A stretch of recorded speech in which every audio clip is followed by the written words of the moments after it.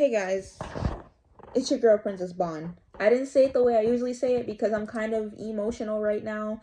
Um, I had just gotten off the phone with my favorite uncle and we had not a long talk, but first of all, I want to start off by saying I want to send all of my prayers and support to everybody in Florida right now because I do have family in Florida and I want to make sure y'all good, right? But let me say this. A few So if y'all don't know, if y'all probably can't tell by now from a few videos that I made months ago, a year ago, whatever, I do suffer from mental health. Now, even as happy as I may seem, I'm not even gonna sugarcoat anything or put a layer on anything. If I suffer from it, then that's what it is. So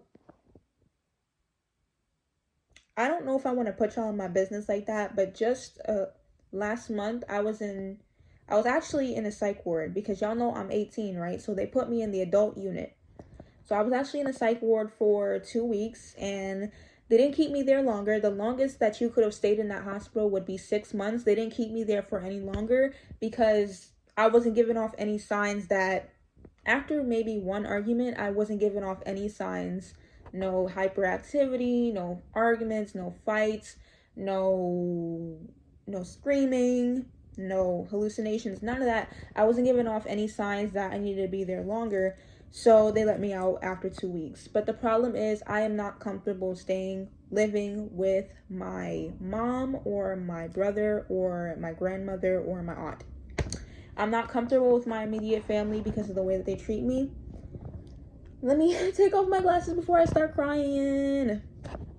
This was not the first time that I had been admitted. The first time I've been admitted was actually when I was in the kids unit when I was 16. Like I said in the last video, but nobody seemed to care what I said. The only reason why before I was put on medication, I was not going through anything. But ever since they put me back on, the only reason why they ever put me on medication was because I was going out with this guy. He broke my heart. I was depressed. I was so restless, so depressed, so sleeping too much, sleeping too little, body dysmorphia, not being able to take a shower, not being able to brush my teeth, overeating. Some people's depression looks like undereating, anorexia. Mine was overeating and weight gain, especially from my meds. It was weight gain. That happened because I was going out with a guy. He was abusing me. So I was depressed. I had told the guidance counselor something very disturbing. I didn't give off any suicidal ideation. I just told her, I guess she figured because I had already had ADHD and I was already hyper that I needed to be reevaluated. So she ordered my mother to send me to Cohen's and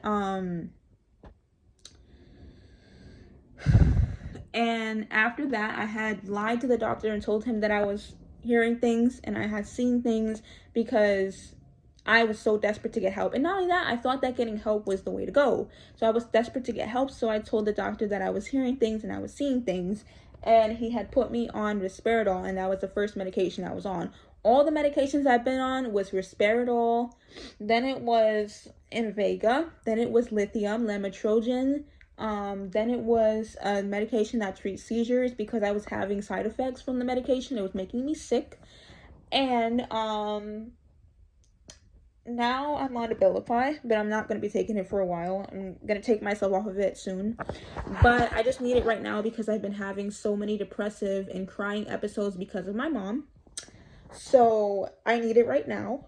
And somebody in my life who has been a big part of my life, I lost a lot of people for no reason. I lost my older cousin who ruined my life because she ruined my life because she took advantage of me.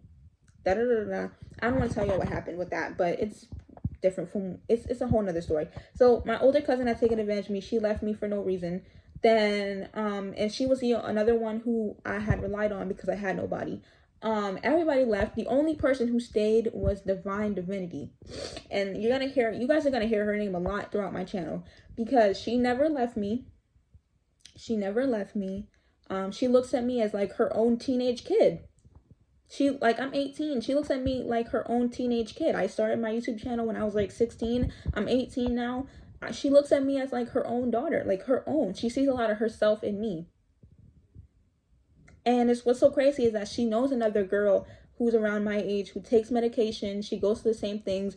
I actually had an ex-boyfriend who had committed suicide back when I was like 14.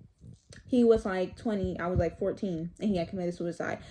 The girl that Divinity knew was like 17, and she was LGBTQ like me, and her girlfriend had committed suicide because she got shot in a park.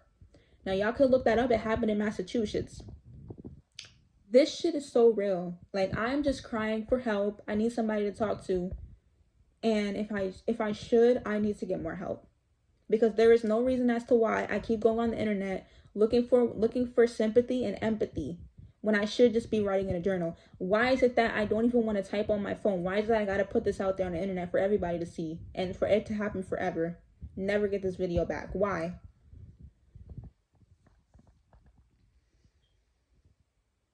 Okay.